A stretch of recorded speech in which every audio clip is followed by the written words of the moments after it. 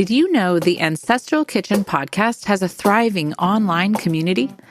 Patreon members love our private group discussion forum, away from the noise of mainstream social media. In this group, conversations brim with ideas, recipes, humor, and thoughtful discussion of member questions. There's a bonus exclusive podcast where Allison and I answer member questions and talk more informally about our kitchens and our lives. This private podcast also includes after-show tidbits with guests, everything we didn't dare say on the main feed, and all the extra stuff we couldn't fit into the primary episodes. There's a monthly live chat where we get together with members, and afterwards the recording goes up in the private podcast feed for members to listen in later. Come and be a part of a group that will befriend, encourage, and support you and your kitchen endeavors. We'd love to have you join us.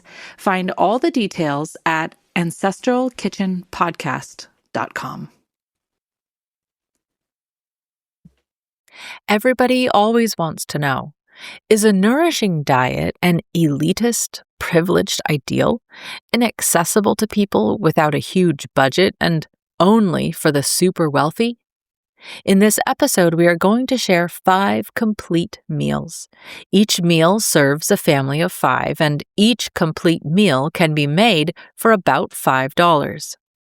Balancing these inexpensive meals against the more expensive meals that can turn up in an ancestral menu is one way you can bring the overall annual food budget down. You can make all 5 of these menus combined for less than it would cost to take your family of 5 out one time for the cheapest option at McDonald's. And that's not even accounting for the life-giving, health-sustaining benefits of your nourishing meals. Each of these menus has an option for gluten-free and dairy-free if they aren't already, and they can also be made ahead, prepped ahead, or even frozen or canned for absolutely speedy preparation. I've shared a few books rich in ideas at the end of the episode, and supporters can find my notes for this rather note-heavy episode in a download available at ancestralkitchenpodcast.com.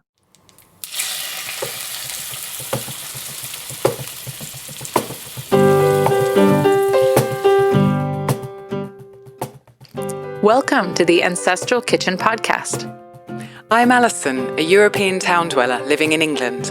And I'm Andrea, living on a family farm in Northwest Washington State, USA.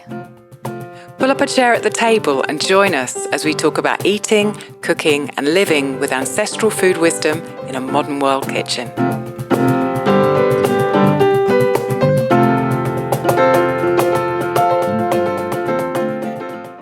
Hello, Andrea. Hello, Allison. How are you? And Happy New Year. Yeah, Happy New Year to you too. I'm okay, thank you.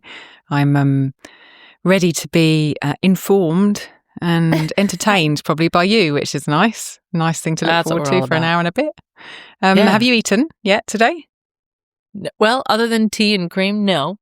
Okay, what did you have last night? A delightful little lunch of leftovers yesterday, and then we kind of had little bits and pieces throughout the day of leftovers of things, and then we went up to the sauna, and I just don't tend to be hungry after sauna, so didn't eat after that. But I had very simple mashed potatoes leftover and ham leftover, and I had broth on the stove, so I kind of poured broth over it, and that was really good. And then so did you cook went your on own a long ham? cold walk. No, this was actually from my sister. So she got it from a place up north of here. There's a farm that's kind of famous for doing hams, and they do like a holiday situation. So she buys a ham every year from them, and it's really good. So that was a special treat because she gave us a package of it. So I was thinking this year that I kind of missed ham. We didn't have any ham. We didn't have anything kind of usual. But I thought, maybe next year I'd like to have some ham. We'll see. Every once in a while, I suddenly realize that I haven't had ham in ages. But it is fun to have. Did you eat already before we got on? I hope. Yeah. We had no passing out on air. No, we had sausages, which is always a kind of a highlight in the week if we have sausages. for Gable, but also for us because it's usually easy to cook, So I had a red cabbage and an onion in the fridge. So we chopped up the red cabbage and the onion, put it in the Instant Pot with half a cup of water and some caraway seeds, plonked the sausages on top. The sausages were, they're from our farmer who's called Albert, and he makes the best sausages. They're just the meat with some salt and pepper. And it's just all you need. They're just so simple and so good. And those were on top of the cabbage and the onion. Put it on to high pressure for 25 minutes. So the cabbage goes kind of squidgy, like, cabbage in a soup would if you're cooking a soup for a long time. But I really like it. The juice of the sausage goes through the cabbage into the liquid, and the caraway seeds mould around with it with all those beautiful flavours. So you get kind of a soupy, cabbagey sausage on top in a bowl. And then we made 3 breads yesterday. Oh my gosh, it was like some bakery. Yes, I know. I'm not doing that again in a very long time. Was it for a recipe test or just? No, it was because I decided to eat gluten-free again for a little while. So I wanted to make myself a gluten-free loaf. And Rob really wanted a rye loaf because he loves his rye so much. And Gabe was like, I want a spelt loaf. So I was like, okay. I think I'm cooking you guys 3 are loaves. getting pretty high maintenance over there. No, I decided that's not happening again. After yesterday, I was like, right, we've got to figure this out a different way. But so today, Rob had rye bread with his, which I fried in tallow. Gable had spelt bread with some butter, and I had the gluten-free loaf, which I made, which was millet, buckwheat, olive oil, a millet starter. The instructions for that are on my blog. And an egg to bind, because I'm the only one eating it. I don't need to worry about Gabriel not having eggs, so I just put an egg in it to glue it together. And I had that. So we had 3 different breads, but the same sausages. Very nice. That sounds good. And realistically, if only one person is eating each loaf, could you slice and freeze them and kind I've done that this morning. Divide them up, over, like the making, make rye on Monday and... I froze a third of the rye bread and half of the spelt bread this morning. I left mine out because mine was smaller. But I think Rob and Gable are just going to have to fight it out. I think we might make, a spelt one week, a rye the next week, and then maybe a 50-50 spelt and rye the third week and kind of rotate them. And then, they're not going to be happy all of the time, but one of them is going to be happy some of the time. That's enough for me. One will be happy or both will be half happy. Yeah, exactly. Well, that's a good solution. Yeah, it's interesting with going gluten-free, but, you and I both have significant stores of our other grains. Yeah. And the other family members, if they're not having issue with them, it doesn't make much sense to not utilize them. So, yeah, exactly. I've kind of been doing what you're doing, which is making, more than and one I don't thing. mind that at all. It's second nature because we make them all the time. Yeah. And Rob's well trained, so if I'm kind of otherwise engaged, he can usually be relied on to, just stick to the schedule and use his eyes and nose to judge them. So, but not 3 in one day. I'm not doing that again. No. I was going to say 3 is kind of a lot. Yeah, exactly. Yeah, 3 is a crowd. I have a review which came into my inbox, actually. Some people I know can't review on Apple because either they don't listen on Apple or they're listening on our website, perhaps. And often we get lovely communications in our inboxes. And this is one that came through to me from a lady called Heather Alexander who lives in San Diego. And I would like to read it out, Andrea.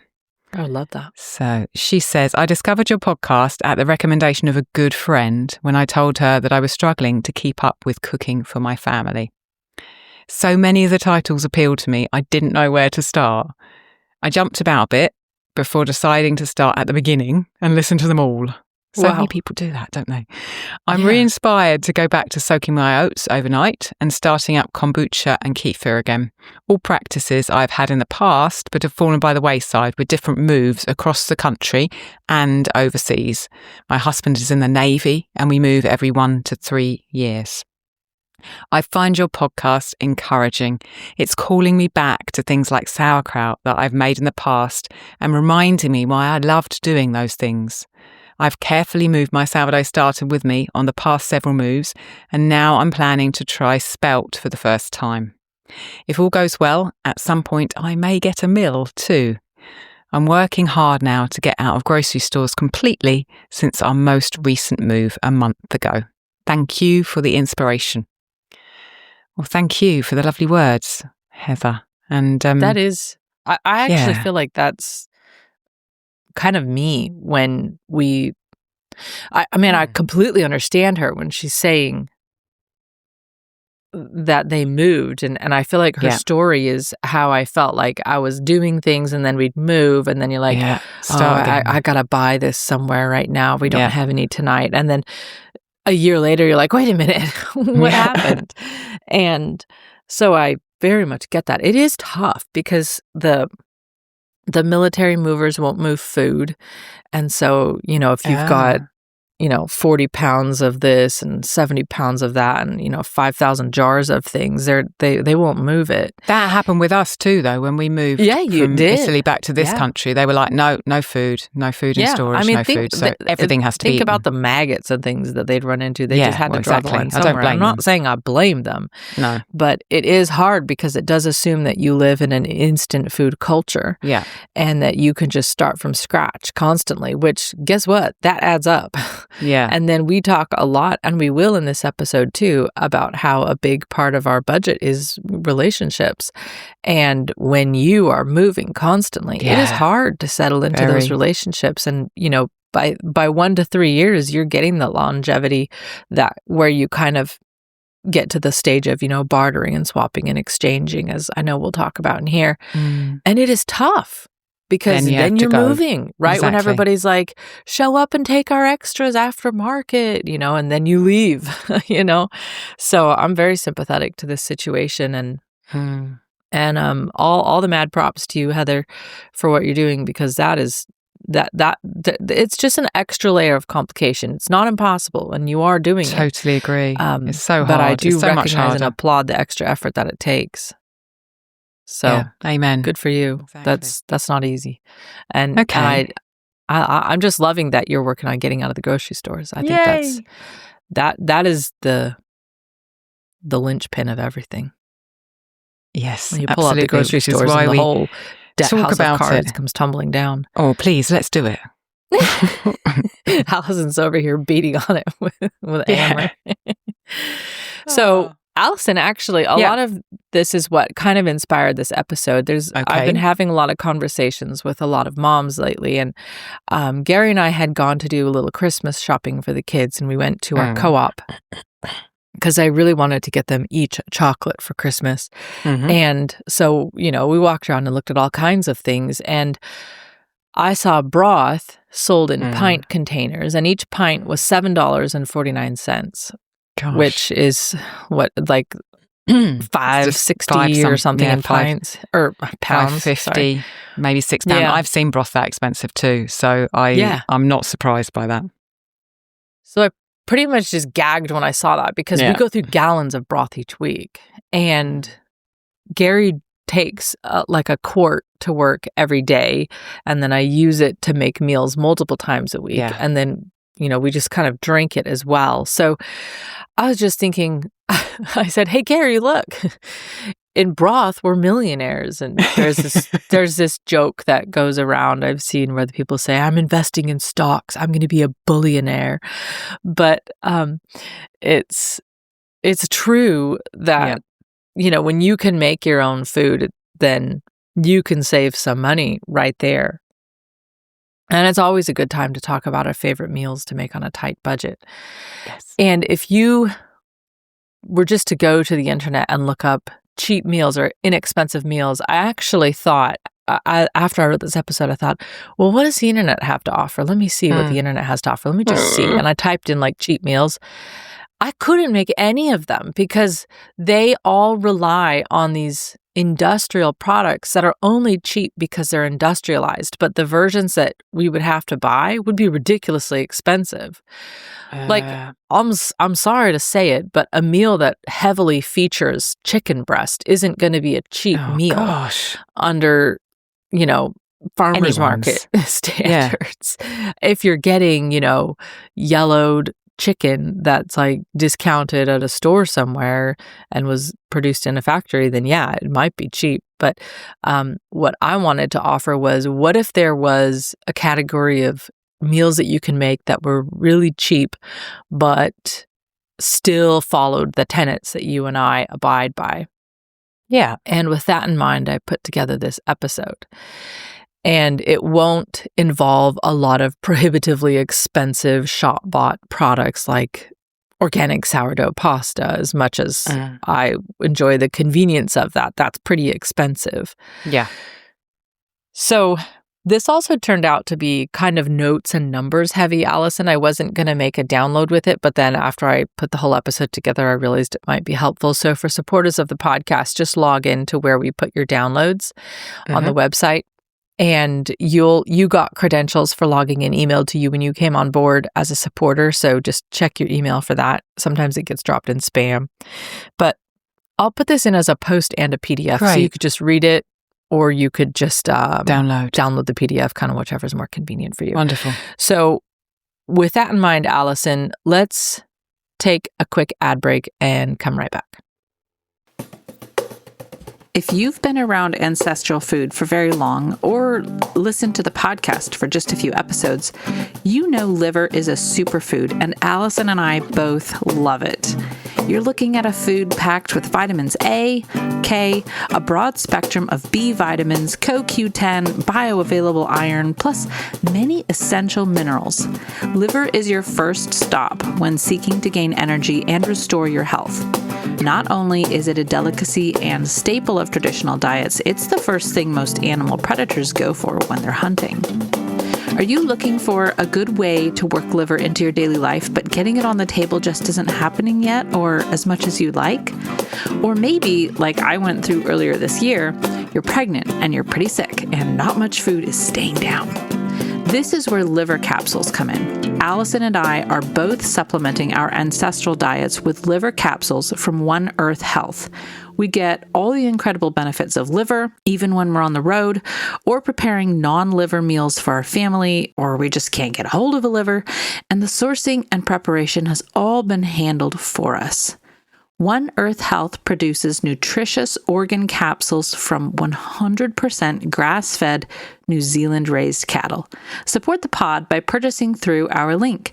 You'll get 15% off your first order and 5% off subsequent orders. Go to ancestralkitchenpodcast.com/liver or check the show notes. So, Allison, in this episode, what my goal was to present 5 complete meals. They could be breakfast, lunch, or dinner. It doesn't matter where you put them in the day, but 5 complete meals for a family of 5.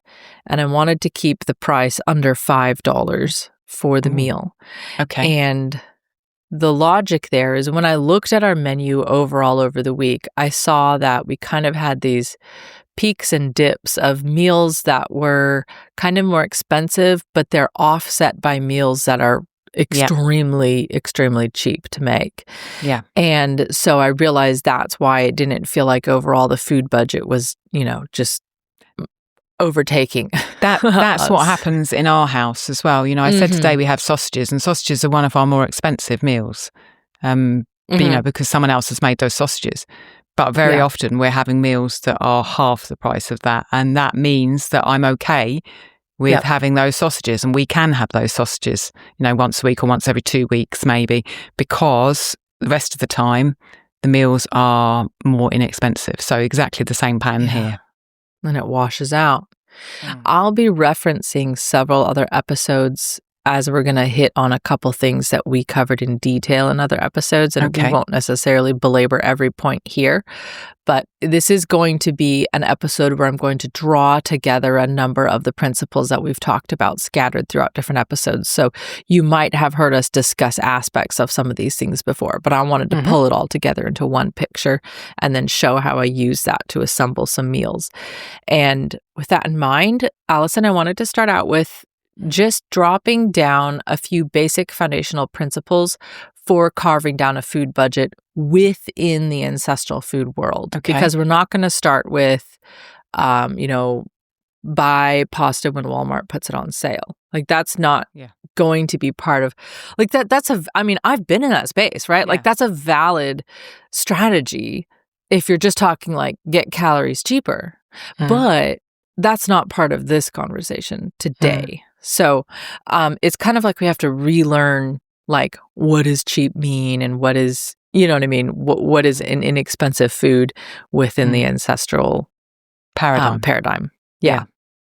So the first one is simplifying your food and your ingredients. So just a few broad ingredients can be shaped into a wide variety of dishes by working on your skills. So a good example of this, Allison, is your pantry in the Meals at the Ancestral Hearth cookbook, which I will link in the show notes below. Okay. People can buy that on our website. But in that book, we both listed our pantries, and mine is like scattered and wide, and it is actually narrowed significantly since that time. Yeah. Yours is extremely refined list. And I told you when I read your pantry list, I was like, surely this isn't all she has in her pantry. But then I started going through everything I've ever heard us talk about you making. And I was like, no, you can make all of that off of this list. So it's kind of like saying, Leonardo da Vinci had the same paint colors available as you have, but he painted The Last Supper, and what have you done with your life? Well, thank you for comparing me to one of the greatest artists and scientists of all time, Andrea. I take that as a compliment. I really think not that you, Alison, the generic you that our English language doesn't have. I really think that having a smaller pantry serves us very, very well, because you can buy those things in bulk, which we do. The spelt and the rye that I was talking about earlier, we bought 15 kilograms of those just before Christmas each. And that's substantially cheaper than buying a kilo. We bought the berries and we're grinding them in the mock mill. And also I feel like, if you have all these bags of things in your cupboards, in your pantry, there's always the thing that you never really get to because it's kind of at the back. Exactly. And then by the time you get to it, it's a year out of date and you think, oh, should I, shouldn't I? And this is going to taste you good. You can't keep those things within your head on a weekly, daily basis. But if you have some staples that you really like and you really enjoy, you'd be totally surprised how creative you can be with just those staples. You said you thought of all the foods that I've ever mentioned, our last meals, and all of them come from the same staples because, you have rice and you look at what you can make with just one grain rice. I mean, a ridiculous amount of foods. And then you take 4 or 5 grains and you've got enough variety that to keep you going for years and years. And it makes my brain personally more streamlined and cleaner to just know what's in my pantry and be able to create from that rather than feeling like I need all these bags of everything that I kind of can't keep track of, and it costs less. So yeah, it's a good point. Yeah. I have a smaller pantry, like it's a closet in my kitchen, and then we keep the bulk sort of restock, if you will, out in our garage. And periodically I just go through the pantry and I say, what have I not even picked up in the last while? And then I even look closer and I say, what am I using weekly? And it's kind of surprising how many things I'll just pull out. And I don't get rid of them, but then I'll just kind of use them up and not replace. Or I'll say, is there a reason why, maybe I should be incorporating this, but I haven't been paying attention to it. And I do agree that I think it's chaotic and confusing when I have lots and lots of different things. I actually like having fewer. All right. That's number 1, simplifying the food ingredients. Number 2 is focusing hard on seasonal availability. And this is a good one, Allison, because you and I have both benefited from this. Our farmers trying to offload something specific, there's tons and tons of apples in season or something that they're trying to get rid of. Is there a discount on bumper crops for things or, at the, oftentimes I've seen tomatoes. There's the really good premium select tomatoes kind of being sold at full price. And then they say, well, here's the ones that all kind of had a bruise or a bug bite or something. And you can get this box for a little less. Or are you paying extra to have something that you think you absolutely have to have? And I feel like a lot of times fruit can fall into this category for people, where you think, but we have to have this fruit on hand, but it's coming from really far away, and you could actually economize and try just maintaining yourself with the local fruit instead. So we tend to have a lot of apples because we are in apple country. Everybody has apple trees. Everybody offers to let you come and pick their trees. And if you're willing to can and freeze and dry, and then we also have a bin, at this late date still on our deck of fresh apples that I can slice up that we haven't gone through all yet, but they're storing type. And all of those were for free that we were just offered to pick up off the ground or off local trees. Yeah, that happens here as well, the same thing. And because we're on a similar kind of part of the world temperature-wise to you, it's apples again. And usually just outside houses, people just put buckets of free apples, because they've just got so many. Yeah, you'll see that in town. Seriously, we've gone weeks and weeks and weeks without having to buy any fruit because we're just picking those apples. We're coming back from somewhere like the market, and there's 3 or 4 houses that are offering their apples. And so we've got a ton of apples, we bring them home, and, maybe there are a few bad bits in, we cut them out and we can cook them up and freeze them. We don't do canning, but we do freezing. And in the past, I've dehydrated them. And then that's enough fruit for Gable and Rob to eat. We don't go out and buy any fruit that's not in season from the store. There's just this absolute, just heavenly bounty of free apples. It's amazing. It is amazing. And you could be spending a lot on, and these aren't intrinsically bad or good things, but you could be buying oranges and mangoes and grapes. And of course, there's different things people might have or want at different seasons.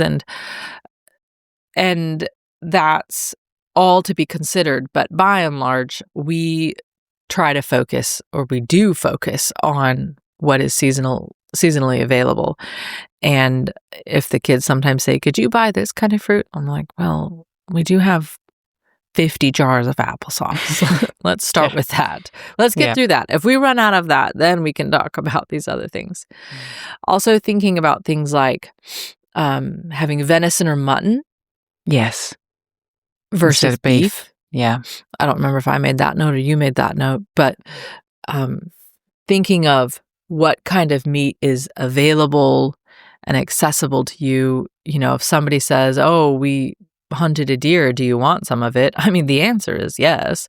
Please. And that's going to offset some of your beef expenses. And then, of course, you've got some delicious wild game. Number 3 is, what is a bargain in one place won't be in another. What I mean by that is I might say some things, or Allison might say some things that are really inexpensive for us. For instance, I'll say apples. I grew up in apple country. When we moved across the nation to the other ocean and I went to continue my habit of having apples, I realized they were extremely expensive. And I couldn't just make the vast quantities of cheap applesauce that I was accustomed to. It was, in fact, now an extremely high dollar product. But do you know what I could get access to? And I got buckets of for, cheap or free, was kiwi. Well, kiwi over here is like $1 million. So there's no chance of me having kiwi much. Well, actually, you can grow kiwi here, but there isn't really anybody growing it on the scale that I saw there. And so it wouldn't really make sense for me to focus, but I was dehydrating kiwi. And that's just something I wouldn't be doing here. So unfollow as many rules as possible. What is eaten at home? What is good? What is traditional for you? What is in a recipe or what is your staple needs to bend to what you have available, not the other way around. Do you have an abundance of lard in your freezer? As I do, but all the recipes are calling for butter, which is expensive. Well, guess what? Now lard works in the recipe. Yeah. So that is a very important aspect, which is, I might say something and I'm not saying it's objectively cheap, but it might be for me. And for you, it could be different. Mm. You've already touched on this, Allison, but I will say number 4 is bulk buys, especially for dry staples. So there are many places to buy bulk, including some refill type stores, sometimes co-ops, sometimes directly from the grower. There's different places online in the US that sell bulk. There's Ancient Grains that sells bulk, obviously grains. Larger packaging means less packages overall. So you think about the savings to them on that end, and more economical per pound pricing.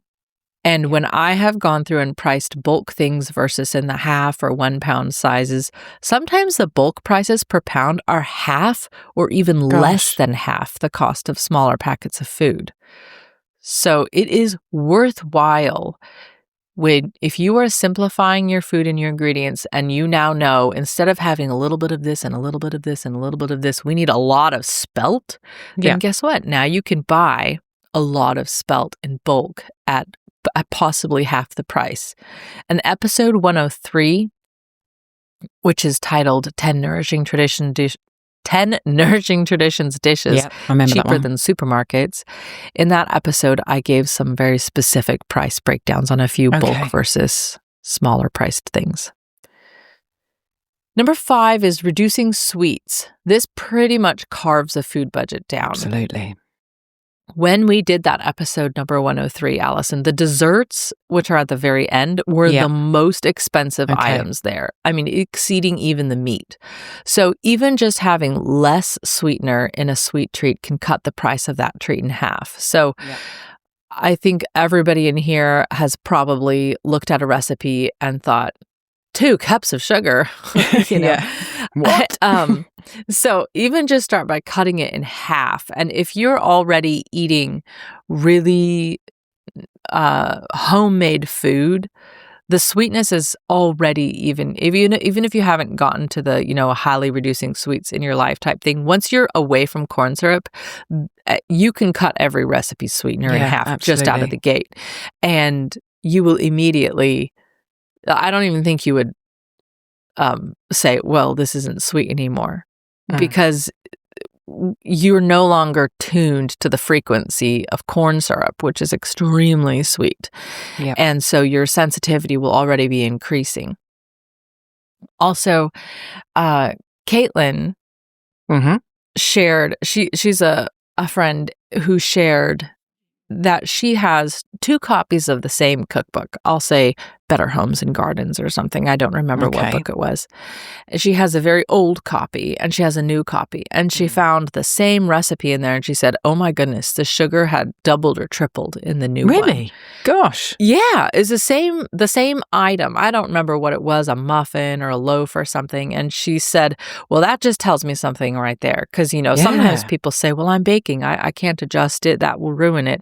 Well, in some cases, maybe you need a little finesse, but I would say on the broad sweep, just cut that sugar in half. And then after I think that, it does make go.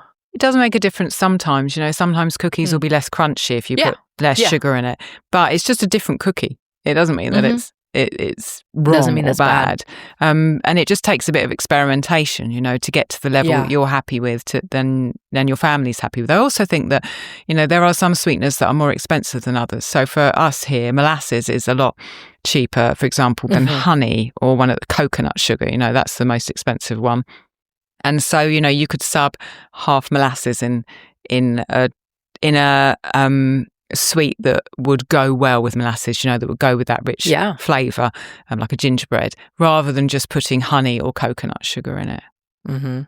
Also, if you've got all those apples that you've canned over the summer, you can use those as well. You can use applesauce to sweeten it. Yeah. Honey, maple syrup, sucanut, dates, date sugar, coconut sugar, raw sugar. These are all very expensive sweeteners. Molasses, I mean, I still kind of put molasses in the expensive category when you think about it up. I mean, it's more expensive per pound than other things, you know? Yes. So if you're just putting it up against rice, it's expensive. But if you only need half or less than what a recipe calls for, that adds up. And then when you're eating less sweets overall, just because you're not feeling the desperate need for them as badly. Maybe you've also been able to tune some of the bacteria in your gut so they're not calling for it quite as much. Then that will save you too. So it's subtle, but it's there. Okay, the next one is traditional feasting and fasting. Okay. And this is something that I would say is perhaps less discussed, but we did touch on it. If you're a supporter and you listened to the after show in November, no, not November, it wasn't an after show, it was the KTC in November. That's right. Mm-hmm. I know what you're going to talk about. Yeah, we talked with some different moms who come out of different traditions in the Christian faith. I think Orthodox. Don't think there's any Catholics in the conversation at the moment, but they would know what this is too. So look to the traditional calendar for food guidance and rhythm, and remember the church calendar and the agrarian calendar they're mingled for a reason because people were always kind of doing both things together. So if you're in a church tradition, the liturgical calendar often dictates certain days for fasting, not necessarily fasting all food, but fasting types of food. And then certain days for feasting, rather than our modern mentality, which is one feast day after another. So, Allison, thinking of you making the rye bread, the spelt bread, and the gluten-free bread, that feels like a feasting. But if you were just buying those at the store, it's just money coming out of your pocket, and you wouldn't be thinking, oh, this is so much effort. But if you have to go to the effort of making all the food, you're very conscious of when you're feasting. Yes, definitely. What we've been told is that you and Rob and Gabe can all buy a different slice and have completely different things instead of saying, okay, we need to figure out, are we freezing this? Are we all going to just suck it up and eat a rye loaf? Like, what's going to happen, Lent and Advent are traditionally times of fasting certain types of things. Depending on the tradition you're in, what that is might change. It's often animal products to some degree. Red meat or poultry. If you think about it, it does tend to make sense. You want to dry up your cow in the winter. You don't want to butcher in spring when everybody's pregnant and things like that. So in some traditions, a certain day per week meant fasting from certain foods. And the Orthodox and Catholic traditions definitely have strong traditions with that. And I know you, Allison, we both endorse animal products wholeheartedly. There's no reason, and gluten for that matter, there's no reason why there can't be short days or windows of time without them, which can be as helpful to your budget as to your body. Yeah, absolutely. And then make sure you come back in and get that saturated fat for your brain food. But it's a rest is as good as a change, or whatever they say. All right, we have two more principles. Okay. So the penultimate is look at historical solutions for lean times. So in recent history, Allison, you over there in England, I'm sure that your parents and grandparents and everybody has alluded to, and everybody knows from the books, the rations on butter, eggs, meat, other luxurious animal products during the war. What a lot of people in the U.S. don't realize is those, what did you call them? It wasn't rations. Those rations lasted all the way into 1954. Yeah, absolutely. Long time after the war ended. They went on for quite a long time. Yeah. Everybody had to develop those pigs or whatever you talked about in the pork episode. Yeah. In the U.S., during the 1930s, the Great Depression meant many families couldn't afford luxuries, so extra animal products, or a thing I notably remember from Beverly Cleary's autobiography is that her mother couldn't buy vanilla. And she talks about how her mother had this one bottle of, I think, almond extract that she used, over the span of the entire Great Depression. And I think Ms. Cleary said she could never stand to eat it again after that. From both of these times, the Great Depression and the rationing eras, Very creative and inventive recipes can be found. There's even some cookbooks specific to the food people were making during those times. And Allison, some of them are terrible. Some of them are literally awful, but others are very useful and we can learn from them. You know, if you have to eat dairy and egg free, well, look to rationing. They did too. That's and what we did with the Christmas pudding episode. You know, that when I made a Christmas pudding for that, we made literally a wartime Christmas pudding recipe because Gabriel can't eat eggs. And so you can take recipes like that and use them and benefit from what everyone learned and the creativity they had to pull in those times to get food that tasted good. Yeah, absolutely. Because they had their limited list and they said, we're still going to celebrate Christmas and feast. Yeah. And how will we make that happen? But even if we aren't looking at the specific recipes, just looking at the stories of the struggles and the determination that people had to still celebrate and still have joy and to still feast during all of that, we can still learn that economic depressions and the hardships to find food, it is a reoccurring through line in history. It is the dominant through line in history. Yeah. We are facing nothing new. If you're pinching your budget and you're tightening the belt and you're thinking about how you can lean out your food supply, this is not new. We don't have it harder than people did before us. And we can be inventive, we can be creative, and we can still be joyful even in our lack, and maybe especially in our lack. It is our attitude going into this that will determine our success. Yes. 100%. The last point. No, we have 2 more points. I added one sneakily. Yeah. I forgot about that. I will say, are you throwing away food? And I won't go in depth into this, but you will definitely find during the rationing eras, very little food waste. But go to episode 116 in our back catalog, and it is all about scraps and trash, things that are normally thrown away, and how those can be turned into amazing meals. And then Allison, share with me this last principle that you had, because this is really good and I wish that I had remembered to put it on the list. So I think your principles are amazing, and they're ones that we definitely abide by in our kitchen and our routines. The one I wanted to add was just make friends. Get to know the people in your community, get to know the farmers, talk to people who care about food. And the example I really wanted to give of that was when we moved to Penzance in Cornwall in the UK when Gabriel was 1.5. We're always on a very tight budget. We're on a very tight budget now. We were on a very, very, very tight budget then. And yet at the beginning of that time, we were doing gaps together. And for 2 years we did gaps, and then we carried on, buying food.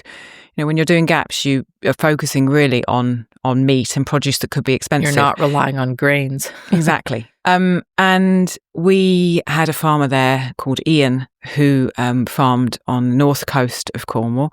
And we got to know him because we just turned up at the market every week and we chatted to him and we went to visit the farm and et cetera, et cetera. And what would happen with him was he'd take his produce to the market, and then the stuff that he didn't sell, he'd take home and freeze. And then he'd have to do something with it.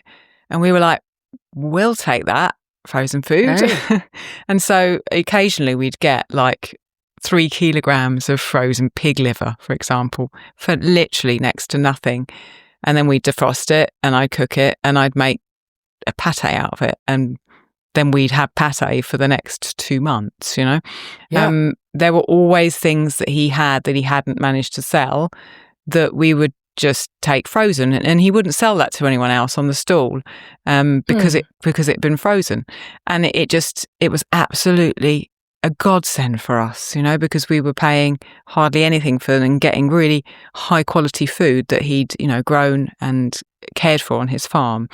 And it didn't, we didn't go, oh, give us that food. It just kind of happened from talking to him. Yeah. It's been the same here since we've been in Stroud. And with your venison example earlier, we've made some friends with people who tend to have kind of similar values to us because, that you gravitate towards people who do.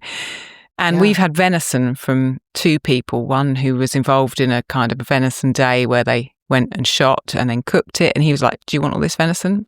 Yes, please. And one from a friend whose husband found a deer and took it home and butchered it. And, absolutely, like fillet steak. I mean, we never eat fillet steak, ever.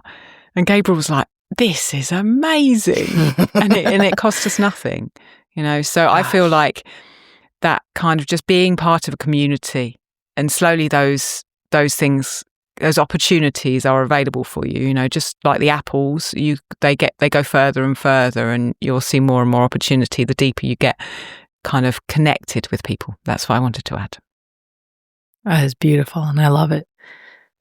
With those principles in mind, Alison, let's take an ad break and come back and talk about Happy Meals.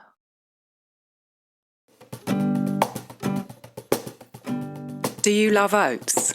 Want to try your hand at a traditional Scottish oat fermentation? Suans is just that. It was made in Scotland for centuries and will give you both a creamy, easy-to-digest porridge and a tangy probiotic drink. My video course, Suans, the Scottish Oat Ferment, over at the Fermentation School, will guide you through everything you need to know to create these 2 ancestral foods in your own kitchen, no matter what equipment you have. Head to ancestralkitchen.com/Suans, ancestralkitchen.com/Suans, SOWANS, or click the link in the show notes to get a 10% discount automatically applied.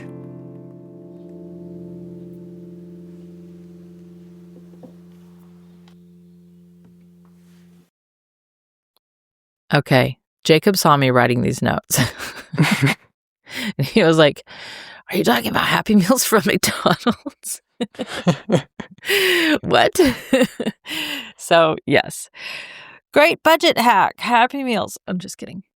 So, we have in the US Happy Meals from this fast food place. And Jacob told me that he's like, I bet other places have Happy Meals too. Yeah. I don't know. I think it's just a McDonald's thing. But we have them at McDonald's over here for sure. Well, we did when I was young. I haven't been anywhere near any McDonald's stuff or seen any adverts for them for many years, but I'm sure they still exist.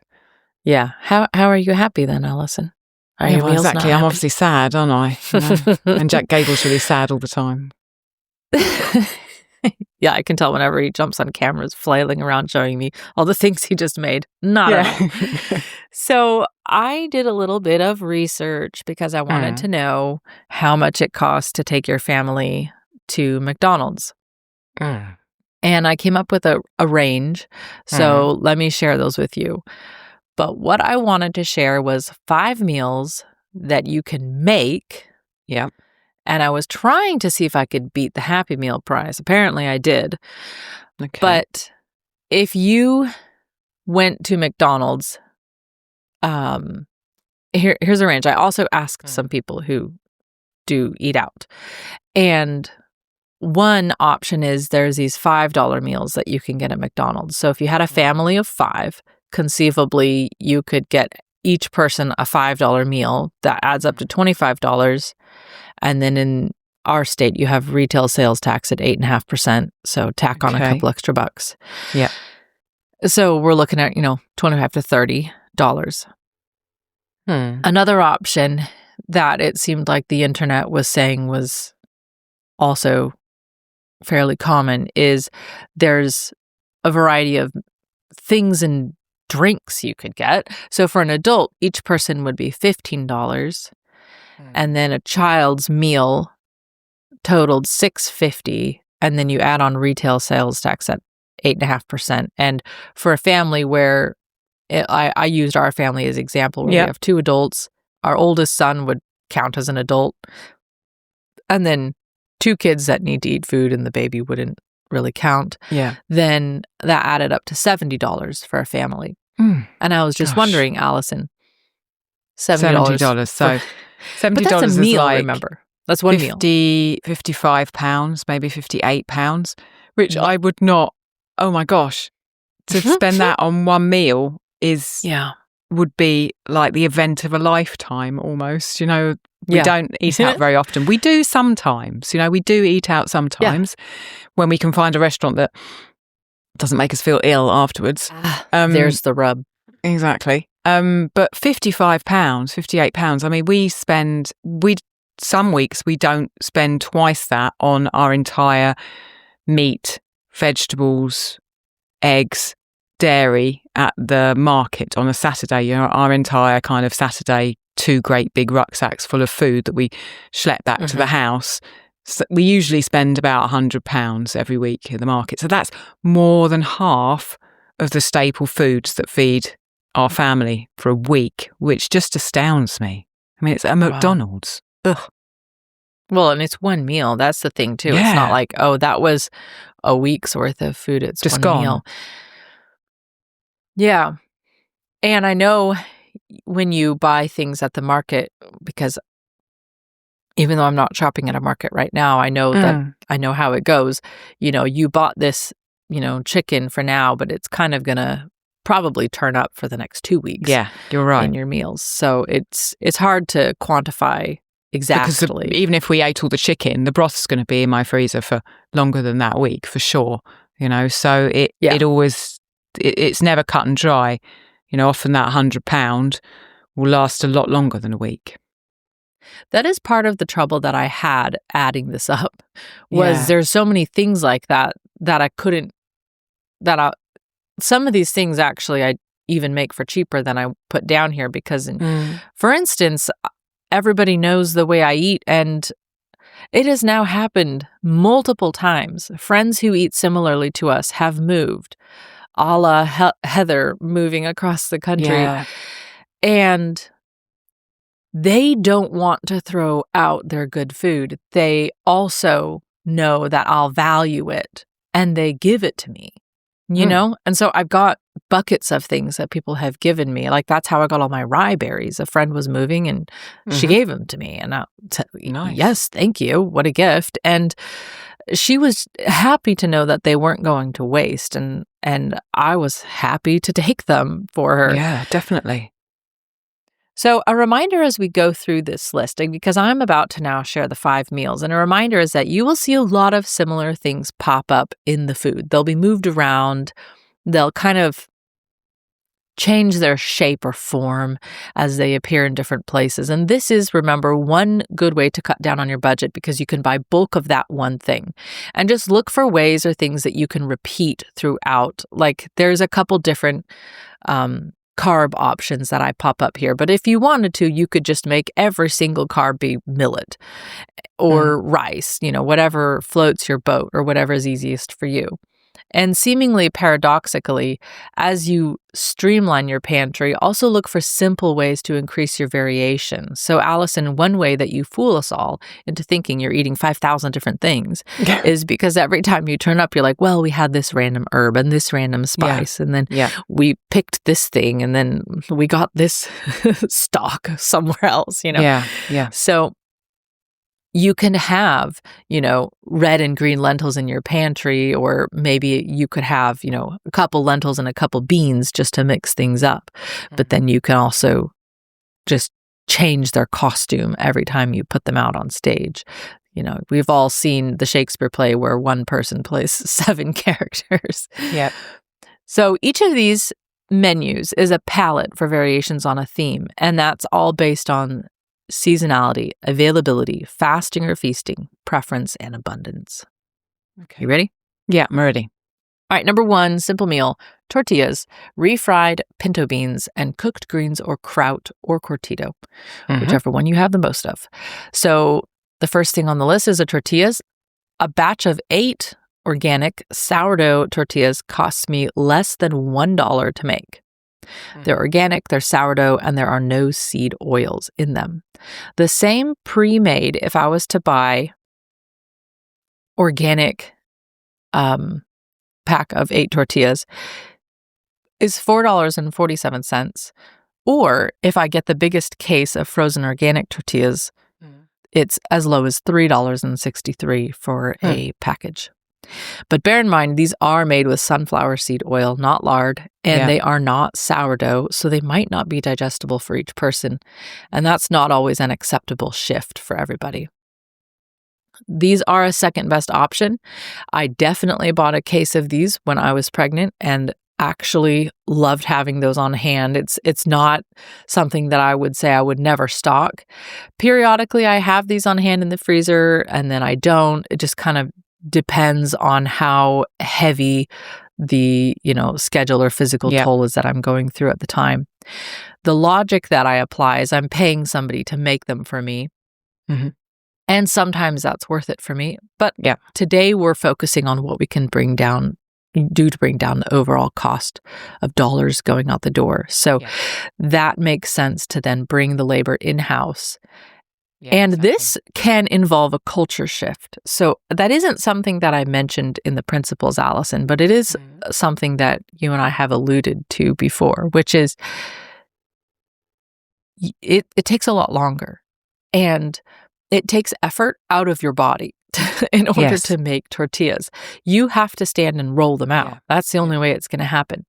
This can be a project with, how much would Gabriel love rolling out tortillas? Yeah, he does. I think so. Yeah. Like this isn't drudgery until we teach people that it's drudgery. Yeah. But this can be a part of school. This can be a part of home ec or part of afternoon activities. This can be a routine. It doesn't have to be, well, where am I going to cram this task in? It's like, no, parts of our life actually need to fall away in order that we spend more time preparing better food. And that is a valid aspect of ancestral food. Absolutely. Yeah. And I think for those of us who work a lot, I just wanted to add, who are on screens or at offices, that time rolling those tortillas in a kitchen is just so valuable to be in there using your body, not using your head, not squinting at a screen, maybe putting us on or putting some music on and just making them. And it's really just, it's not something that's complicated. You're just rolling them out. So it's repetitive and it's kind of turns into a meditation. So, whether you've got kids at home and you want to get them involved because that's your situation, or you're out working and you're coming home and wanting to just decompress, it applies to both of those situations. Yeah. I think it's because this is one of those things you do where you're fully embodied, or you can be, you could be disassociating while you did this, but this is a place where you can inhabit your body and your hands and your muscles fully. Yeah. And a lot of our culture is very heady, very kind of outside of your body. So very much, being, entertainment piped in or stimulation piped in somehow and somebody else doing the thinking, and then maybe you just have to show up and turn over the money. But this is one of those places where you can steal back some of that embodiment. Yes. Beans, you got your refried pinto beans here. They cost 61 cents per pint to make. See episode 103 for my price breakdown on that. And I'm putting 2 pints of that on here because that's how much we use when we make a dinner. Cooked greens, if you grow your own, then the cost is negligible. I'm not saying it's invisible because there are still sometimes expenses associated with gardening, but you can, the more you grow, the more you bring that price down. If I buy it from our neighbors, it's $3 for a bunched clump of organic greens. If I'm using kraut as greens, that costs about $2 a pound. Again, see episode 103 for my price breakdown on that. Yep. So our total cost here is tortillas 70 cents, beans $1.22, greens $0 to $3. So it's costing as high as $4.92 or as low as $1.92. Okay. For the meal for 5. And if you add in a scrambled egg, if you add in some cooked ground meat or some of that liver you talked about that you got, the frozen liver, or some heart, you could add in cracklings left over from rendering lard to your refried beans. You could add in shredded cheese that you bought in bulk. You could add in crushed garlic you grew at home. These are things that can increase the cost, but the value may exist, or you may have leftover bits of things you can throw in. Yeah. And this is another note, Allison. If you see that when you plan your menus or when you think through your meals, what you like to eat, that greens show up multiple times a week. That might be the thing to prioritize growing, if you just got the one garden box or something. As you can bring your cost for the things like greens and garlic down to pretty much nothing. Yeah. I was just given by a friend who listens to the podcast. Actually, she gave me a huge bag of giant garlic, and she grows them herself. She said, 15 years ago, I bought starter garlic from Baker Creek, and I've never bought garlic again. Gosh. And she was telling me how much she has. She's like, I have hundreds of garlic. And elephant garlic's so nice because it's such a delicate flavor. It's lovely. Yeah. And she said, I don't even know what breed these are anymore because she just they kind of merge, and then they now are a hardy garlic that grows very well in our environment because she's over 15 years been selecting the biggest and best. Yes. Yeah. If I was to buy garlic, it would be $1 to $3 per head from the little farm stand down the road. So when she gave me a gallon bag of maybe, 40 heads of garlic, you do the math. Yep. So, and she's telling me, look, she gave them to me to plant. We planted almost all of them, and what we couldn't fit, then we just put in honey and fermented. So, and gave her back a jar of fermented honey garlic because what an amazing gift. Yeah. A lifetime supply of garlic, basically. All right, number 2 is oat cake with topping of beef heart / rillette / carcass scraps after broth. Okay, yeah. Kraut and shredded cheese. So your recipe in the cookbook, Meals at the Ancestral Hearth, also I linked it below because it's on your website as well. That recipe for oat cakes, I have to at least double it for our family. So that makes 8 cakes. It uses almost 50 grams shy of 1 pound of oats. So it costs $1 for all the oat cakes. I did not factor in the tablespoon of starter. I have no idea what the cost on that is. For beef heart, we ask our dairy farmer / butcher / anyone who's butchering a cow if they're going to keep their heart. And we just are happy to take it off their hands. Yep. So the cost for that was $0. Wow. Or, and again, Ellen, who's the listener we mentioned who uses your spelt book. So she bought a heart in town, and it was expensive. Okay. So for not everybody, would this be the cheap option? Yeah, it's like you were saying earlier, it's what's cheap where you are. And, there's a big difference here between our experience in Italy and our experience here. Yeah. In that some offal cuts are particularly prized in Italy and they cost just as much as muscle meat costs. And yet you come back to this country and they don't. So and that can change from farmer to farmer, let alone country to country. And so it's about finding what you can for that particular thing. And those oat cakes can be stuffed with anything. They're delicious with anything. So, yes, they can. Don't have beef heart. You could use kidneys. You could use liver. You could use any of the other. You could use scraps that you've taken, like you said, off a broth that you've made. Whatever it is you can get hold of that is more economical for you. Yeah.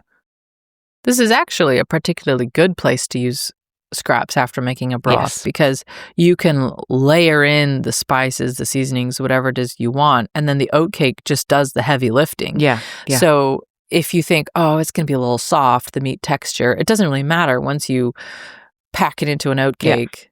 Everybody's happy. Yeah. And I put in rillette because that, I'll link the episode where we talked about that in detail too. But this is where we took pork bones, and we've done it with beef too, but we took those big, huge bones after we did a butchering and we cooked them into broth, and then we shredded all that meat, whatever little tiny scraps, into a giant bowl. And seasoned it and added some lemon juice to it and then packed it in jars under fat and then stored it in the freezer. I mean, every single one of the jars and jars, every single one of those jars was full of something that would have been considered trash. And, marrow gets scraped in there. All kinds of good stuff goes in there. So you can thaw out, as I actually did this past week, you can thaw out a little jar of that and spread it like deviled ham in a sandwich or put it on an oat cake. And then you dress that bad boy up with kraut and shredded cheese, which is my favorite. I'm factoring in $1.22 for a pint of kraut.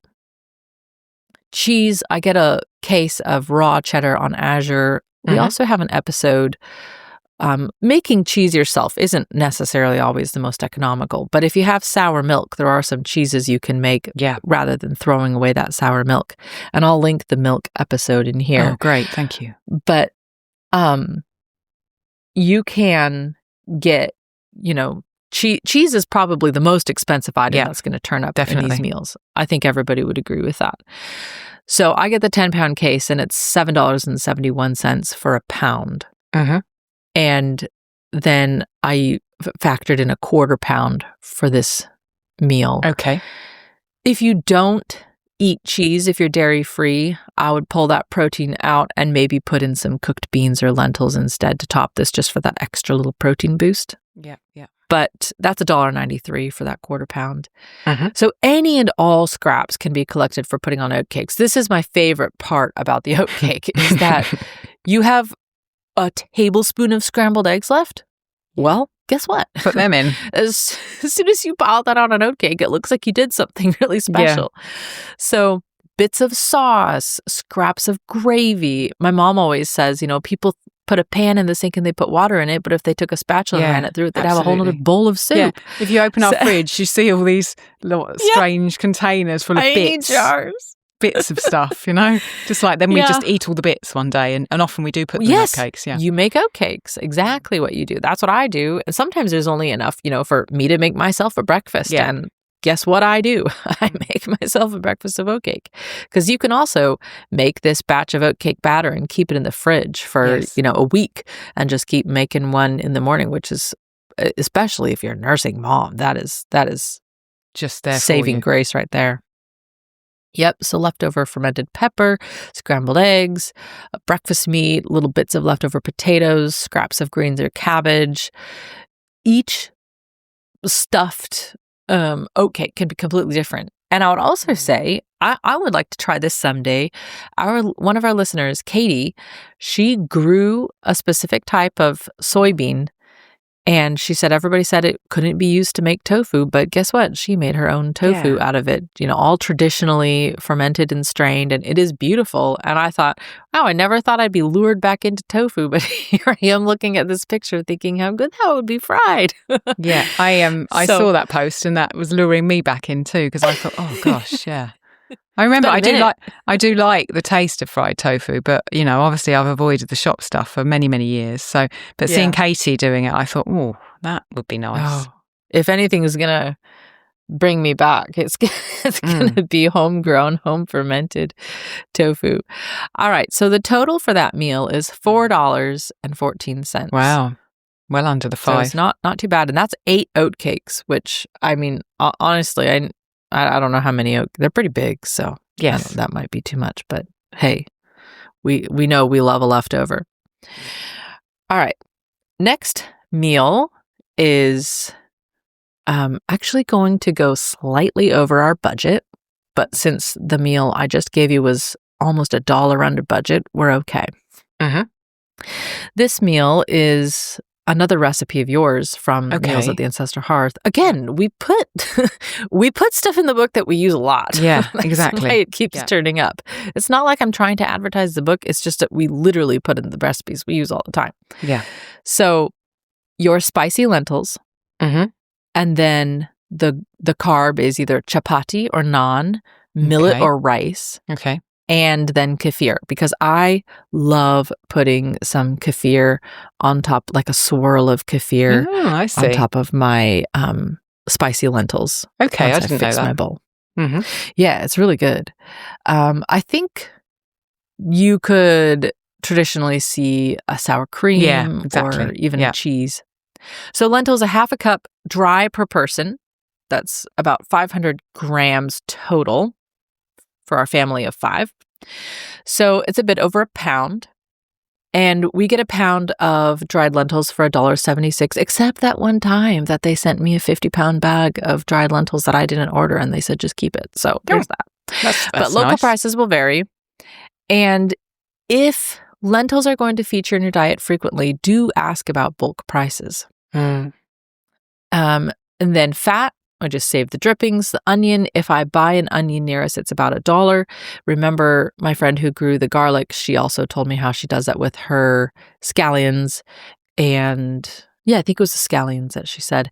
So she said, well, I bought scallions 15 years ago and I just keep planting them every year. Okay. So you could have a lifetime supply of those for free. And then leftover liquids and cooking spices, as you say in the recipe. So I don't know, we'll say 50 cents for that. And so we're talking $3.26 for this pot of lentils for everybody. Wow. Allison, I wanted to ask you here, you said to me before we started that you had thought about making an episode entirely about chicken carcasses, but you weren't sure if the title was a little too macabre.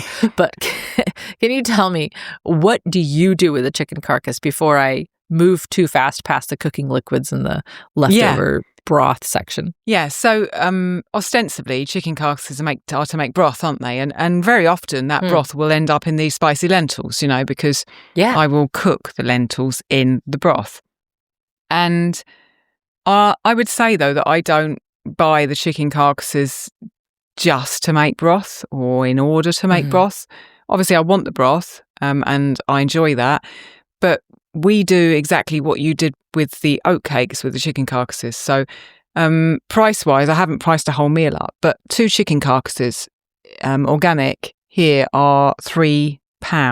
So they're £1.50 each, which is like, $1.90 each. Right. And then I cook 2 of them up together in a massive saucepan, and I get the broth from it, which is a meat broth, because there's quite a lot of meat still left. Like you said, that's just waste, but it's not waste, is it? Hey-ho. And then I am an expert at picking chicken carcasses when they're cooled down. I want to see you pick a carcass one day. Literally. I mean, there is not one bit of meat that I know that someone will eat that gets left on that carcass. And generally then, that day, we will eat the meat from one of the carcasses for our lunch with some veg and a slice of bread or some veg and some rice. So, for the 3 of us, £1.50 for the chicken carcass, that's the meat. If you add on the bulk buy of the bread and the vegetables, it's going to be way under $5. But then I've got another chicken carcass, which is already cooked, and I've already picked it off, and it just goes in the fridge, the meat that's left. And then the next day, I will make something different, usually, if I've got enough time. If not, we'll just eat it again like we did before, maybe in some oat cakes or something. But generally, I will try to make something different with that chicken meat. And that's where I said, could I do an episode, 7 things to do with a chicken carcass? Because I've just come up with kind of Italian-inspired recipes, Japanese-inspired recipes, Chinese-inspired recipes, I'd listen, Allison. Of all different things. We've got at least 3 or 4 recipes. Some of them I've got sesame seeds and a bit of soy sauce in it. Some of them I've got grated swede in, whatever the vegetable is. And then just that decoration on the top, like you were talking about, the herbs or the spices, just play with them to make it kind of a bit different. And also I get the broth, which then I can use to cook those lentils in to give us even more protein in those lentils and even more flavour. So maybe we will get to doing the kind of 7 things to do with the chicken carcass episode later in the year. Tell us if you guys want to hear it. I'm trying to send us an email. I try and scribble the recipes down because I was like, that was really nice. I'm trying to remember what I did. Afterwards. You're so busy starting the next meal. It's exactly that. I think I've got 2 of them written down. But I'm sure, I'm doing it tomorrow. I got 2 chicken carcasses out of the fridge just now before we started recording. And so tomorrow I will be cooking that and doing something with that chicken. Maybe a risotto this time, I think. Allison, Gary keeps telling me every day, when are you all going to write this cookbook, like a real cookbook, like publish a cookbook? And Yeah. And I keep saying, well, there's so many cookbooks out there. Do I need to write another one? But you know what? Every time I look at a cookbook, nourishing or healthy or ancestral or whatever you want to say along those vibes, they all still use, pieces of things. Like, do you know what I'm saying? Yeah. Like, here's a pasture-raised chicken thigh recipe. Okay. Yeah. Well, I never end up using those recipes because that's just not how our family operates. That's not how our brain works. We could have a recipe book. Oh, it would be so appealing. All about carcasses and scraps and bits. Yeah. But really, the food and the food would be good. And the food would be good. Yes, these chicken. I fed the chicken carcass meals to other people who are not ancestral minded. Yeah. Like, someone who came to live in the cabin in our last house just for a few months. The day he came, we happened to be eating one of these chicken carcass meals. And he was like, "Well, that was nice, It's like a normal bloke." And you're like, well, it's complicated because first you have to shred most of the meat off of a chicken and then you have to cook the chicken for 24 hours. So it does take a long time. Yeah, exactly. I think maybe if people want the chicken carcass episode, that will be, maybe you could do it for Halloween. That, like you said, that would be really good. Yeah, I want it. Yeah, so that's a slight aside. That's my chicken carcass bit that I wanted to add in. Worthy aside. Thank you. For the carb to go with your lentils. Yes, so back to the lentils. Yeah, or for the grain, I should say. Yeah. Then you can either make chapati, which is, I use more or less my same tortilla recipe, but I roll them thicker and I butter them when I take them off. And you don't have to do that, but you can. But that's $1 for 8 medium to small ones. Mm-hmm. Or you could do millet, which is $1.26 a pound when we buy it bulk, or rice, which is $1.88 a pound. Okay. Kefir, it's $1.25 to make a pint for me.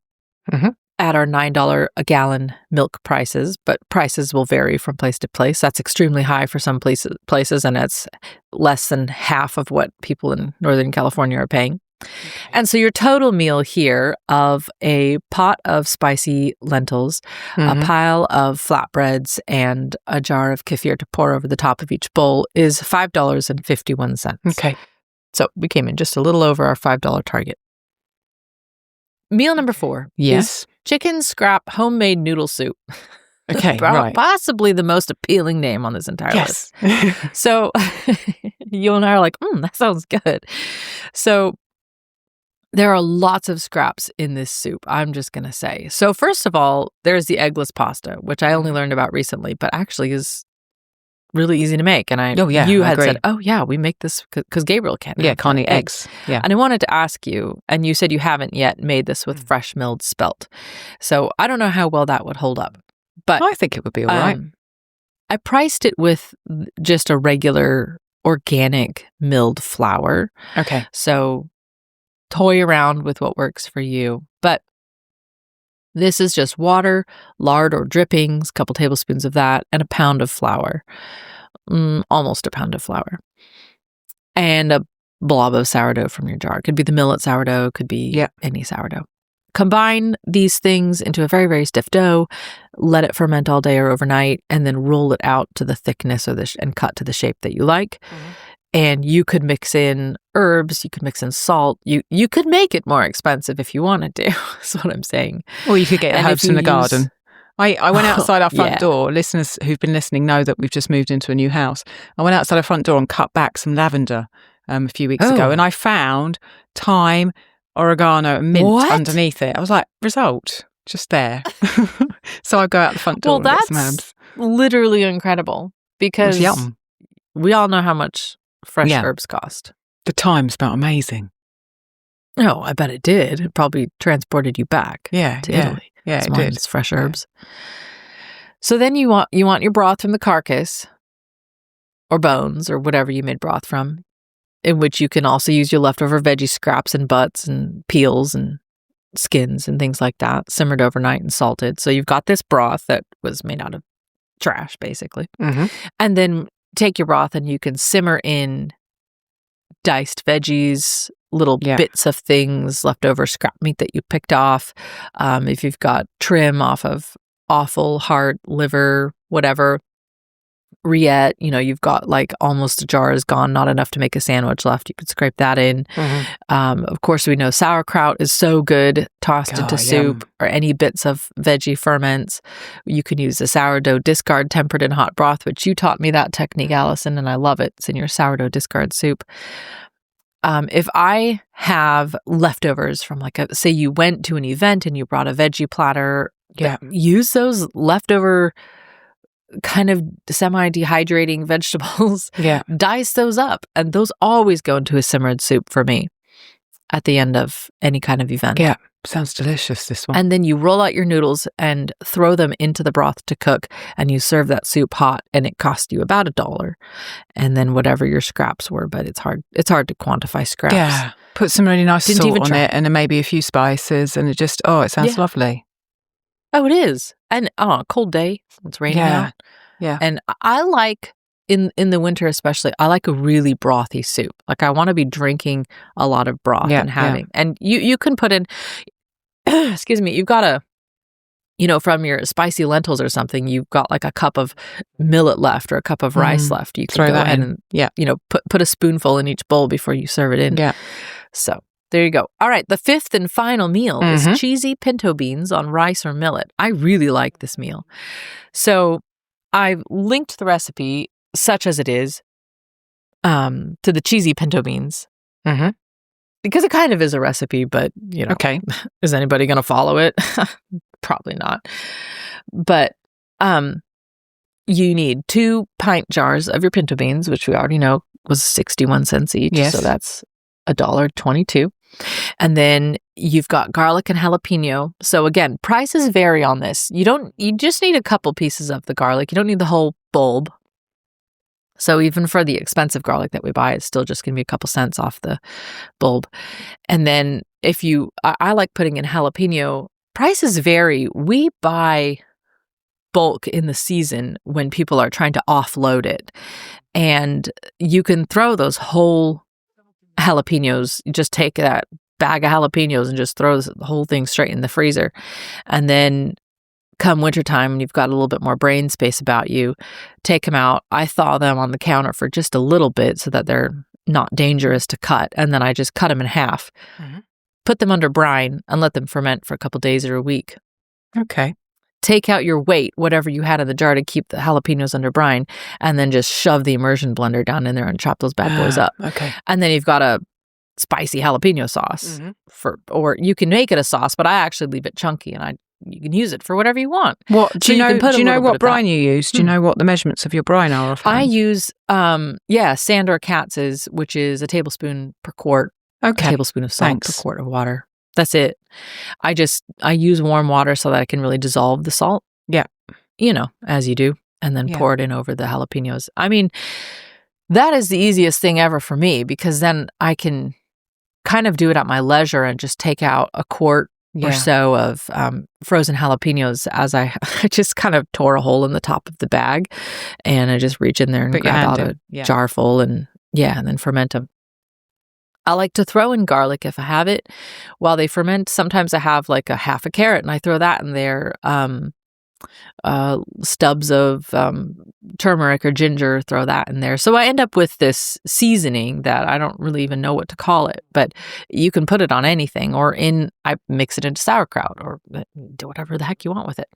So anyways, we will be utilizing a tablespoon of that for this. Okay. You've got drippings, you've got paprika, cumin, pepper, hot sauce. All of that, we'll say, is going to cost about 75 cents total, because I don't know how to price that out. Then the cheddar, we've got a quarter pound, so we'll say $1.93 for this bulk raw cheddar. And then you're going to serve it on millet or rice, which is going to cost $1.26 or $1.88 per pound, depending on if you do the millet, which is cheaper, or the rice, which tends to be a little bit more expensive. And your total price for this meal for 5 of cheesy seasoned beans on rice is $5.16. So for the total, Allison, if you were going to make all 5 of these meals, which each meal serves 5 people, or a family of 5, the total cost to make all of them is $20.73. Oh my gosh. Compared to that McDonald's price. So you're making a week of dinners for less than one meal at the cheapest option at McDonald's. Yeah. I just want that to sink in. It's a week of dinners for $5. Yeah. That costs less than one meal at McDonald's for $5. I just don't want to hear people tell me that this is the elite and privileged way to eat. I am so tired of being told, well, it's only for the wealthy. It's like, no. This is the food for the common man. This is the peasant food. These are the staples that we can sprinkle in around our more expensive, sausage cooked under cabbage. Yeah. Or ham and potatoes feast day menus. And a couple other ideas of menus that fall in the same price range, but that I'm not going to detail here, is dirty rice made with rice, liver, herbs, broth, and kraut. That is a full meal right there. A Mexican rice, which is seasoned with tomatoes and garlic, served with some cheese and cortado. Mm-hmm. Or curry chickpeas, which I love curry chickpeas, cooked in tomato sauce and served on rice or with a chapati or naan bread. Those all fall in about the same price category. Okay. So you could really fill out, that's 5, 6, 7, 8 meals right there. And I just want to note also, when it comes to making all these things, the fermented foods are almost always cheaper to make than to buy. Yes. Some things, like we said, maybe it's better to, pick the apples by the wheat. But fermented foods are almost always cheaper to make. Sauerkraut, kombucha, kefir, tibikos, kimchi, kvass, boza. If you go way back to the beginning and look at episode number 4, we did a price breakdown of some of these things specifically. Yeah. And in episode number 60, we had some specific drinks you can make. And supporters also got an is really ebook. Popular. So that is one of our if you top haven't episodes. Listened to that, do go back. It's about fermented drinks. Do go back and have a listen to that because it's a good one. Yeah. And I need to pull something up real quick. I just thought of that I want to have a number for. So Allison, let's take a quick ad break and then come back. I'm going to share with you a funny kombucha price hack and a mysterious accidental scientific experiment that I did not on purpose. Not another one. That I wanted to tell you about. Hey, you washing the dishes. Been there. You've heard Allison and I talk over and over about her love of rye sourdough bread. Well, I might actually call it an obsession, but that's neither here nor there. Now you can make Allison's rye sourdough in your own kitchen with her as your teacher. And she's a really good teacher. Rye is economical, it's delicious, and full of nutrients and low in gluten. There's a reason why it has been a darling of bread bakers for centuries. Make it into sourdough, as Allison will show you in her course, Rye Sourdough Bread, Mastering the Basics. And you've got an amazing, tasty, and nutritious staple in your kitchen. It's traditional and it's nutritional.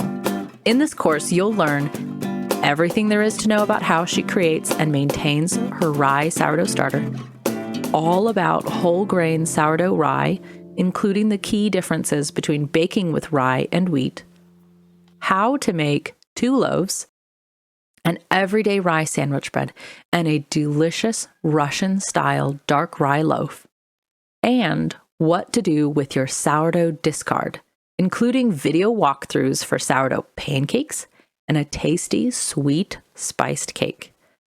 Head to www.ancestralkitchen.com/rye. After we finished recording this entire episode, Allison and I were just chatting when I suddenly realized I never shared with her my weird experiment and the little kombucha hack that I had. So I am here to record it on my own, and I'm sorry, Allison, you'll just have to wait for the episode to come out to hear that little experiment. So we talked in episode 103, the Nourishing Traditions dishes cheaper than supermarkets, that we talked about making kombucha, and it's $1.27 to make a half gallon of organic kombucha with organic loose leaf tea and organic sugar. And the sugar is the most expensive part in this beverage, but the loose leaf tea is not inconsequential. So when I have making kombucha the last time, I steeped the leaves a second time as suggested by Megan Francis, who we interviewed during the summer about tea in her tea shop. And what I found was that second batch of kombucha, or that second batch of tea that I steeped, I drank a cup of it. It was absolutely delicious. I tried steeping the leaves a third time, and that liquid was so insipid that I didn't think it would qualify for making kombucha. I did add sugar to it. I added a SCOBY and some starter tea as I would normally, and the jar still molded. So I think that the third steep isn't quite sufficient in the tannins and things that the SCOBY wants to be eating. But that second batch of tea was delicious. And when I tasted the final product kombucha, they both were equally vivid and full-bodied in flavor.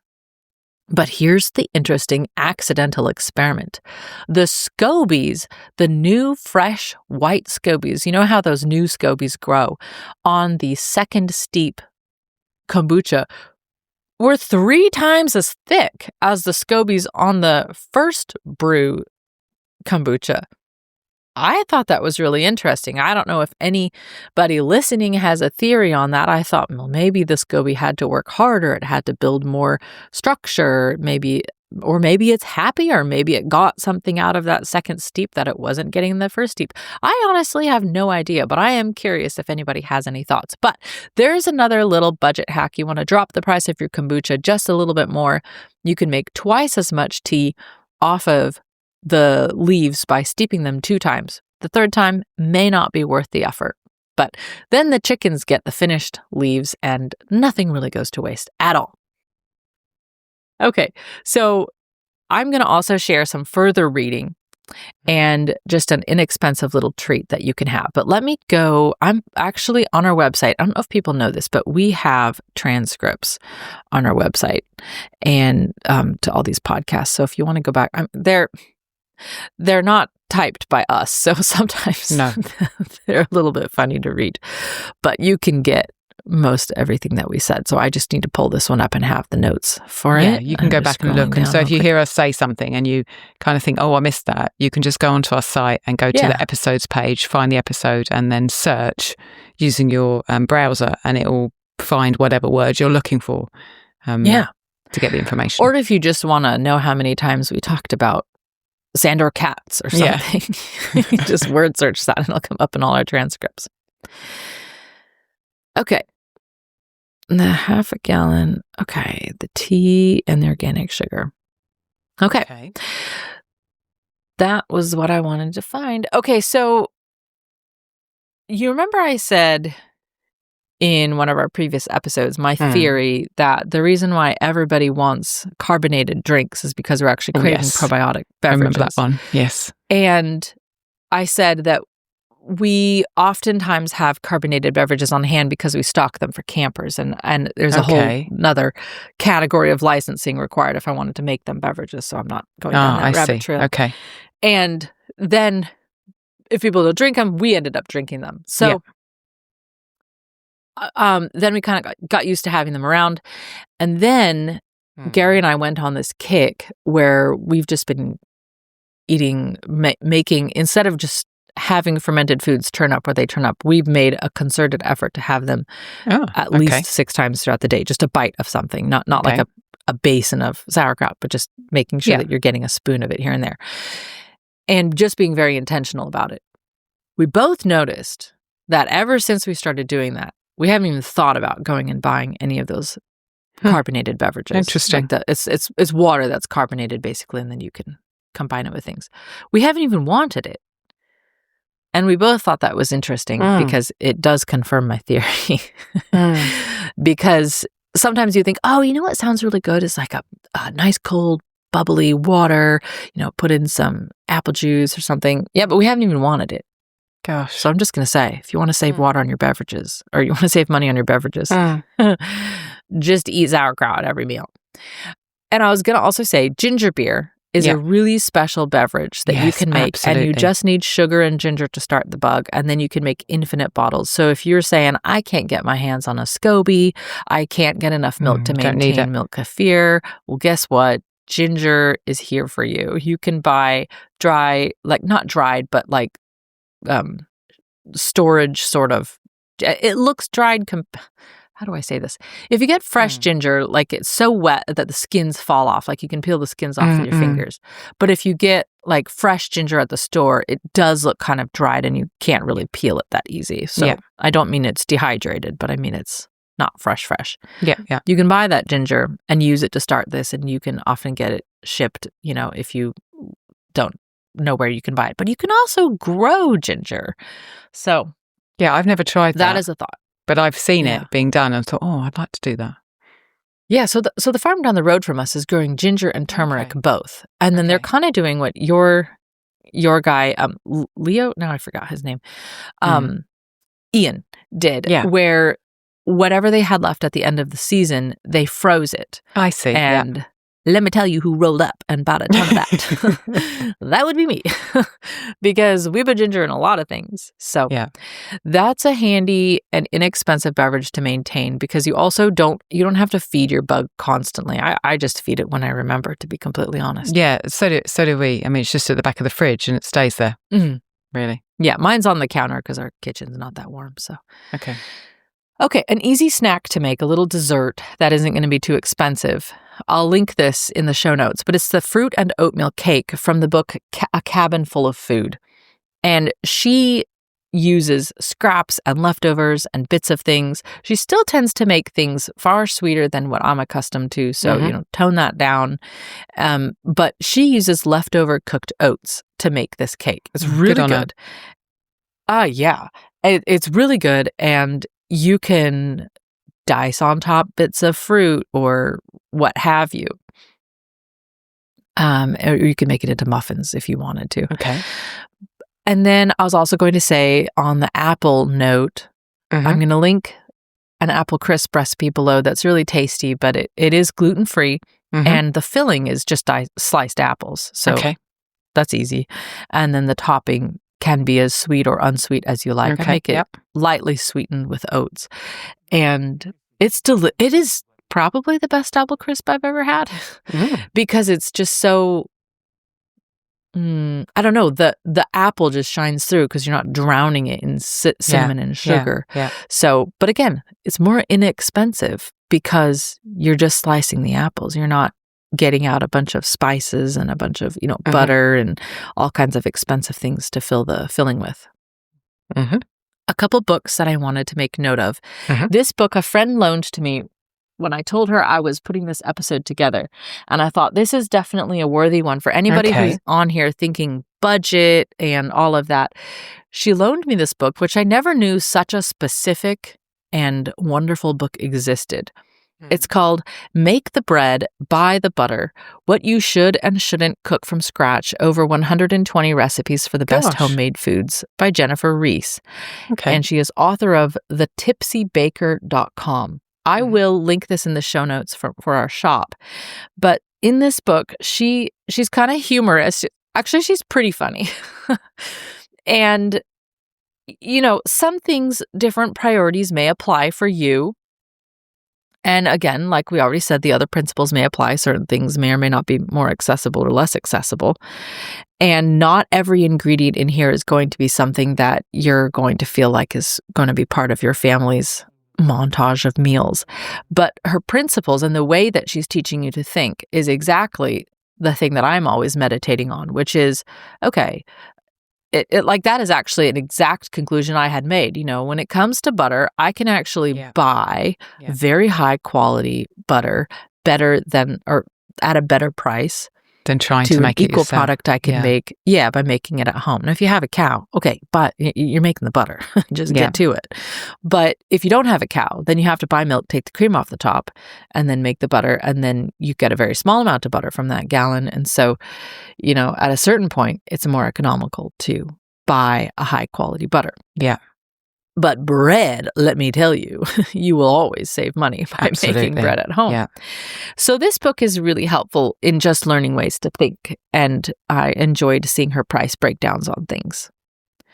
Another book I want to recommend is from a listener and supporter of ours, Angie Schneider, Pressure Canning for Beginners, because she teaches you how to make those cans of beans that I'm constantly alluding to that are so delicious and can save you so much money. Because there is,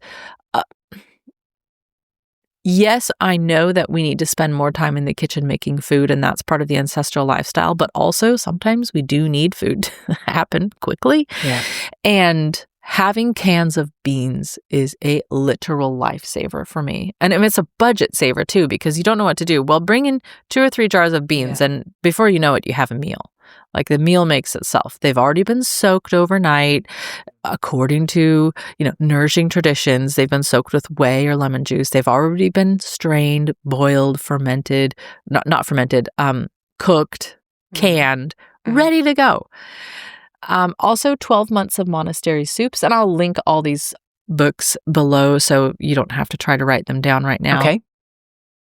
But 12 months of monastery soups is also amazing because remember, he's the monk who goes season by season. So it's 1 month at a time and all the different soups. Rarely do I ever follow one exactly. Sometimes I follow it exactly the first time and then I see where I want to change. I want to see what he was thinking when he put the recipe together. But it's such a good book for just learning, hey, here's a few simple, maybe 5 or 6 things that I'm putting together.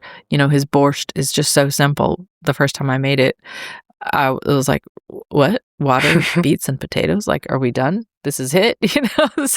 Like he makes the simplest things, but they're so good.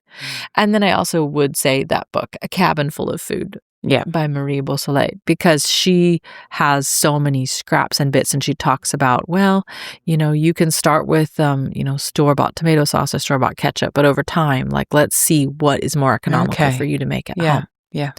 So those books all illustrate good ways of thinking, and that is what I like about them, even more so than the recipes. But the recipes are also obviously incredible. Mm-hmm. And anybody who's a supporter, come on over to Discord, or if you're not a supporter yet, you are welcome to jump in as a supporter and join us on Discord, because we are having a kind of ongoing conversation about what is making more sense for me, where I'm at to grow, for you, where you're at to grow. Mm-hmm. What can we raise? What's going to save us some money or maybe improve some nutrition? It's all kinds of ways to be looking at it. And that's a conversation that is just ongoing forever. And we have so many Katie's in there growing edamame and fermenting it into tofu. Everyone's doing different JC's things on there. It's amazing. Off-grid in the woods, butchering goats on her deck. And, there's all kinds of great conversations happening and really good minds. And then just to close the conversation, I wanted to just emphasize, talk to the farms around you. Ask if they do bulk buys. Some do and some don't. It's worth asking. Talk to your butcher about offal and bones. Can you get offal and bones from him from other animals that he's butchering, from people who don't want them? We are, as you know, attempting to grow garlic this year. What can you grow? Sprouts and herbs. Those are really, really expensive to buy. I mean, sprouts, I don't know if you've ever bought sprouts, Alison, but they are expensive to buy. I've seen them in the shop, but I've never bought them. Yeah. Pennies to grow. Less than pennies. And herbs, if you're Alison, you just step outside the porch and magically discover an entire herb garden hidden underneath your feet. So there's that. And what else can you grow? How can we be like peasants on their small holdings, producing what we can from within our home, even if it just means cooking beans from dried?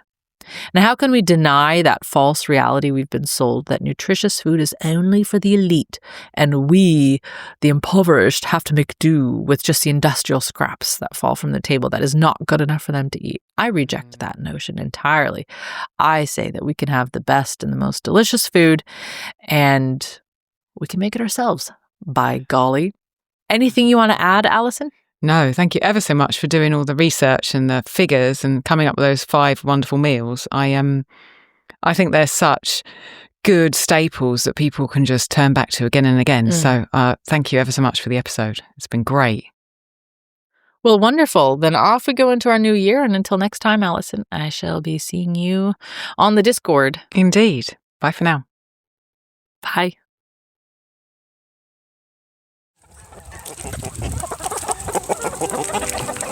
If you'd like to support the podcast, you can join as a patron.